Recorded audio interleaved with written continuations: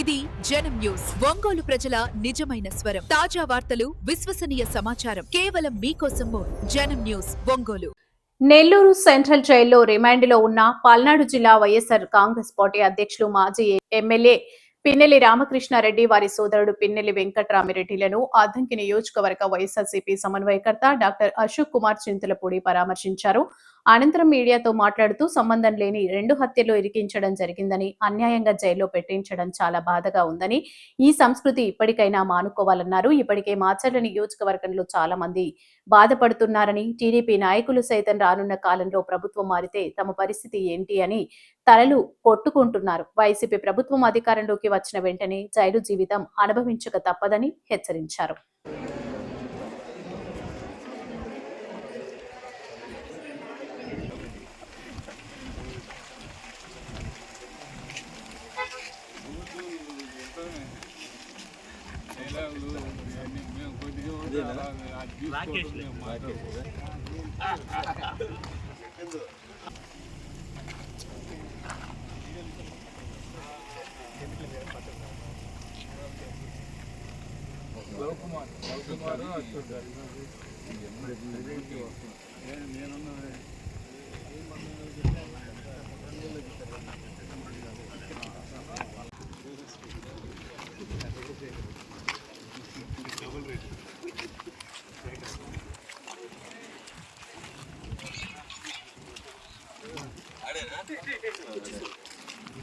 గుండ్లపాడు హత్య కేసులో అరెస్ట్ అయ్యి సెంట్రల్ జైల్లో ఉన్నటువంటి పిన్నెల్లి రామకృష్ణారెడ్డి గారిని, అదేవిధంగా పిన్నెల్లి వెంకట్రామరెడ్డి గారిని ఈరోజు కలవటం జరిగింది.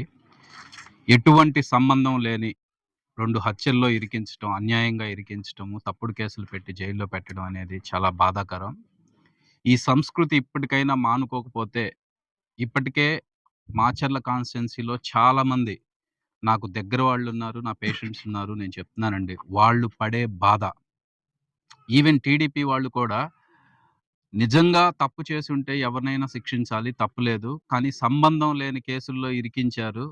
రేపు గనక గవర్నమెంట్ మారితే మన పరిస్థితి ఏంటి అని వాళ్ళు తలలు పట్టుకునే రోజులు ఈ రోజే ఉన్నాయంటే రేపు ఒక్కసారి మీరు ఆలోచించండి. డెఫినెట్గా కూటమి గవర్నమెంట్కి నేను ఒకటే సజెస్ట్ చేస్తున్నానండి.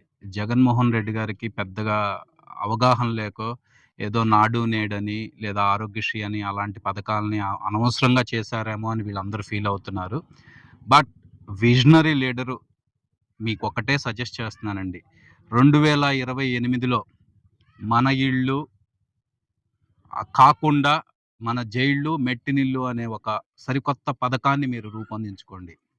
దానిలో భాగంగా అవసరమైతే 2028 నుంచి జైళ్ళన్నిటినీ ఏసీలు చేయటము, ఇండివిజువల్ బాత్రూమ్స్ ఇవ్వటం, అలాంటిది ఏదైనా కార్యక్రమం చేసుకుంటే బెస్ట్ అని.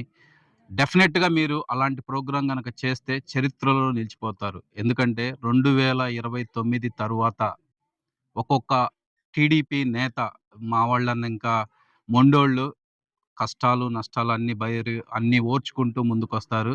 కానీ మీలో చాలా సుకుమారులు ఉన్నారు.